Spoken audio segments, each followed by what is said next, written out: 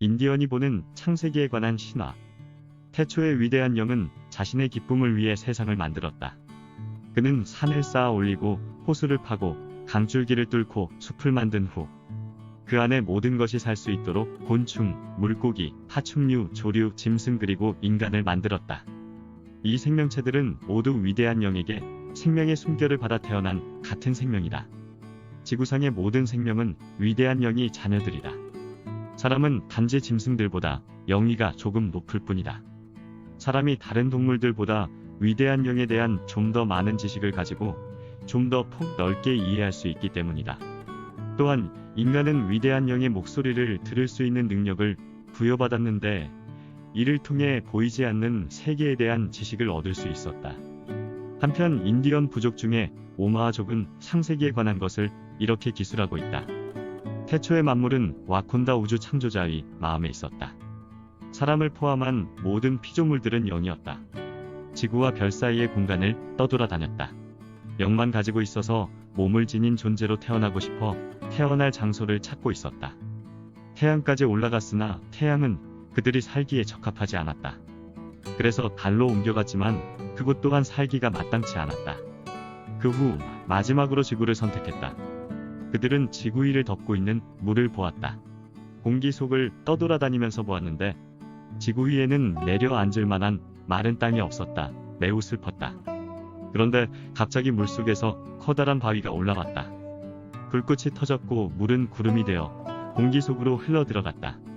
차츰 마른 땅이 나타나며 풀과 나무들이 자라기 시작했다. 영의 무리들은 지상으로 내려와 살과 피를 갖게 되었다. 그들은 씨앗과 나무의 열매들을 먹었다. 대지에는 이 모든 것을 만드신 와콘다 우주 창조자에게 바치는 그들의 기쁨과 감사의 소리가 온 천지를 진동했다. 또 다른 인디언 부족인 퀴체족의 창조 신화는 이렇게 전해져 내려오고 있다. 이것이 최초의 말이며 이야기다. 거기에는 사람도 짐승도 없었다. 새나 물고기, 개도 없었고 막대기나 돌도 없었다. 계곡이나 덤불도 없었고 오직 하늘만 있었다. 땅은 아직 드러나지 않아서 고요한 바다와 하늘밖에 없었다. 어떤 소리도 움직이는 것은 없었고 악을 행하는 것도 하늘에서 우르르대는 것도 걸어다니는 것도 없었다. 오직 고요한 물과 바다만이 침묵 속에 있었다. 고요함과 적막함, 암흑과 어두운 밤만 있었다. 물속에서 투명한 여명 속에서 초록 깃털에 쌓여 어머니와 아버지들이 잠자고 있었다. 이 모든 것들 위에는 밤의 바람인 후라칸이라고 불리우는 까마귀가 지나가며 땅이여 땅이여 하고 울어댔다. 그러더니 곧 딱딱한 땅이 나타났다. 이렇게 인디언 부족마다 거의 유사한 창조 신화를 가지고 있다. 오늘날 기독교 문화와 거의 다르지 않다고 생각된다. 인디언들은 하루 일과를 각 부족의 정령들에게 아침에 감사 인사를 드리고 하루를 시작했으며 저녁에도 자연에 대한 감사와 영혼의 정령에게 경건하게 기도를 드리며 하루하루를 마감했던 것이다. 이번에는 다소 주제와는 동떨어진 인디언의 정직함에 관해서 이야기해보겠습니다. 나시트는 우연히 인디언이 사는 지역을 7-8년 동안 여기저기 떠돌며 정말 다양한 환경 속에 30-40만 명의 인디언들을 만나고 사귀었던 백인 여자인 캐틀린을 만나 이런 얘기를 들을 수 있었다. 캐틀린 Y. 그 어떤 상황에서도 나를 속이거나 때리거나 사소한 물건 하나라도 훔치는 인디언은 하나도 없었다. 몇몇 부족에서는 성공이라는 단어를 모르듯이 절도라는 단어 자체를 모르고 살았다고 말한다.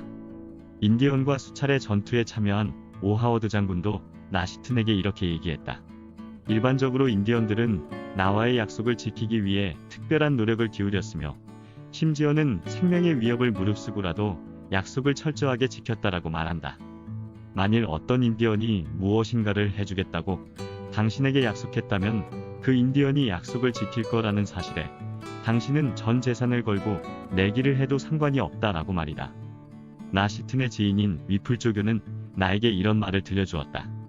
한 번은 값나가는 물건을 거주하고 있는 오두막집에 두고 갈 일이 생겨서 고민하고 있었는데 내 옆에 인디언 안내자가 나에게 이렇게 말했다. 형제여, 문을 열어두고 가십시오. 그리고 걱정하지 마세요. 인근 100마일 이내에는 백인이 한 명도 없으니까요. 1904년 인디언의 한 부족인 오지부예족을 찾아가는 길에 나는 꽤 많은 양의 돈뭉치를 잃어버렸다. 그 돈을 관리하던 백인 친구는 이렇게 말했다. 만일 인디언이 그 돈을 발견하게 되면 너는 1시간 이내에 그 돈을 찾게 될 것이다. 그렇지만 그 돈을 백인이 찾게 되면 너는 영영 그 돈을 찾을 수 없게 될 것이다. 왜냐하면 백인들은 탐욕이 많기 때문이다. 1912년에 노스다코다의 스탠딩록에 있을 때 선교사인 버나드 신부는 1887년에 그와 그의 형제들이 세운 교회를 보여주며 나에게 이런 말을 해주었다. 처음 우리 교회가 문 열었을 때는 값나가는 물건이 많이 있었음에도 우리는 아무 걱정 없이 문을 열어두둔 채 교회를 비울 수 있었습니다. 그때 우리는 언제나 정직했던 옛날 인디언들을 상대하고 있었기 때문입니다.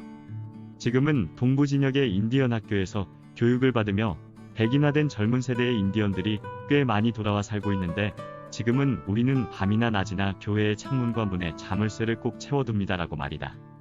나 시트는 1872년부터 1889년까지 약 18년간 미국 남서부의 야생 상태의 인디언들 사이에서 지냈습니다. 그때 아파치족, 나바호족, 우테족, 푸에플로족 등을 알게 되었는데 부정직한 인디언은 단 한 명도 만나지 못했습니다. 우리 현대인들에게 많은 부분들을 생각하게 하는 부분입니다. 한편 미국의 16대 대통령인 링컨은 이런 말을 남겼다.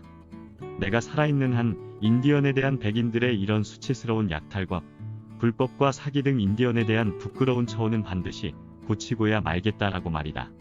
참고로 에이브라함 링컨은 1809년에 태어났으며 1865년에 한 괴한의 총탄에 대통령 재임 시 사망하였고 당시 나이는 56세였습니다.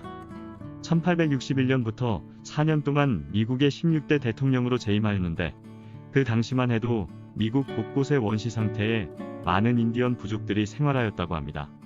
모두들 행복하십시오. 감사합니다.